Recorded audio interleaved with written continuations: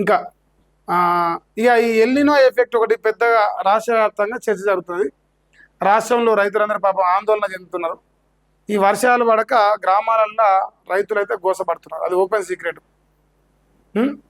ఎలినో ప్రభావంపై చిన్నారెడ్డి సారథ్యంలో నివేదిక తయారీ అంట. మరి 20న ఉమ్మడి జిల్లాల్లో మంత్రుల ఆధ్వర్యంలో సమావేశాలు జరగబోతున్నాయి. ఇంజనీరింగ్ పనులన్నిటికీ ఇకపై ఏకీకృత టెండర్ల విధానం ఉండబోతుంది. మున్సిపల్ కోఆపరేషన్ కోఆప్షన్ సభ్యులుగా ట్రాన్స్జెండర్లకు కూడా అవకాశం కల్పించబోతున్నారు. పంచాయతీల నిధులు ట్రెజరీలకు బదులు బ్యాంకుల్లో జమ. శంషాబాద్ దగ్గరలో రైలు హబ్బు. ముక్తేశ్వర్ పూర్తికి చర్యలు. ధర్మపురి డిగ్రీ కళాశాలకు 29 పోస్టుల మంజూరు. సో ఇంతవరకు వాళ్ళు చెప్తున్న మేదర్ ఇక్కడ ఎల్నినో ప్రభావం పైన రాష్ట్ర వ్యాప్తంగా రైతుల్లో ఒక భయం ఉన్నది కాబట్టి దానిపైన ఏందా ఎల్నినో ఎఫెక్ట్ పై ఎక్స్పర్ట్ కమిటీ వేస్తాడ. మన ఇప్పుడు ఆయన వ్యవసాయ శాఖకు సలహాదారుగా ఇది ఉన్నట్టుంది. ఆయన చిన్నారెడ్డి అధ్యక్షతన వ్యవసాయ నిపుణులు శాస్త్రజ్ఞులతో ఏర్పాటేసట. రిపోర్టు ఆధారంగా వ్యవసాయం, సాగునీరు, కరెంటుపై ప్రత్యామ్నాయ ప్రణాళికలు చేస్తారట. ఇప్పుడు చేయరట. ఆ రిపోర్ట్ వచ్చినాక ఇది కరెక్టే ఉందా, ఇది రాంగ్ ఉందా అన్నీ చూసుకున్న తర్వాత మేము ప్రత్యామ్నాయ ఏర్పాట్లు చేస్తాం.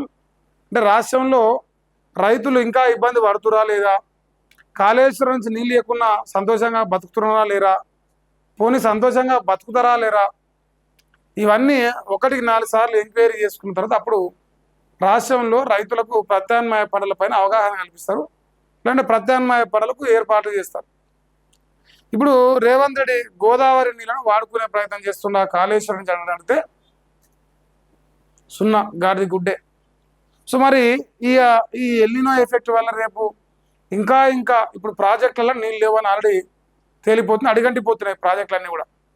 ఇలా వెలుగు పత్రికలే రాస్తున్నాయి, కాంగ్రెస్ పత్రికలు కూడా రాస్తున్నాయి వార్తలు. మరి ప్రాజెక్టులలో నీళ్ళు లేవు, చెరువులలో నీళ్ళు లేవు, ఉన్న నీళ్లు కాళేశ్వరం నుంచి నువ్వు తీసుకోవు, మరి వర్షాలు పడవు, మరి రైతులు ఎక్కడ చావాలి, ప్రజలు ఎక్కడ చావాలి, తాగునీళ్ళు లేకపోయే, సాగునీరు లేకపోయే, ఇలా నీళ్ళు లేకపోతే కరెంటు ఉత్పత్తి కూడా తగ్గుతున్నాయి. రేవంత్ అని అన్నిటికీ సమాధానం చెప్పాలి. నిన్న జరిగిన క్యాబినెట్ భేటీలో ప్రజలకు అవసరమైన విషయాలపైన చర్చ సున్నా. ఇంకొకటి, కాంగ్రెస్ పార్టీ ఒక 6 గ్యారంటీలు ఇచ్చే అధికారంకి వచ్చింది. ఈ 6 గ్యారంటీలతో పాటు చాలా హామీలు ఉన్నాయి, కానీ ఇందులో ఏ ఒక్క అంశం పైన కూడా ఇక్కడ చర్చ జరగలే. అంటే 700 రోజులు దాటిపోయింది, 800 దగ్గర ఉన్నట్టు మనం. ఇంకా కూడా ఈ పూర్తి స్థాయి గ్యారంటీ కాడ అమలు అవుతలేదు. అమలు కాదనే భయం కూడా ప్రజలలో ఆల్రెడీ అయిపోయింది. ఏడ్రా భయ్, ఈ పెద్ద దొంగున్నాడు, లంగున్నాడు, చేసేటట్టు లేడని చెప్పేసి ప్రజలు ఆల్రెడీ డిసైడ్ అయిపోయారు. అంతేనా కాదా? మరి రేవంత్ అనే చెప్పాలి మరి ఏం జరగబోతుంది, ఏం కథ అనేది అన్నకు తెలవాలి.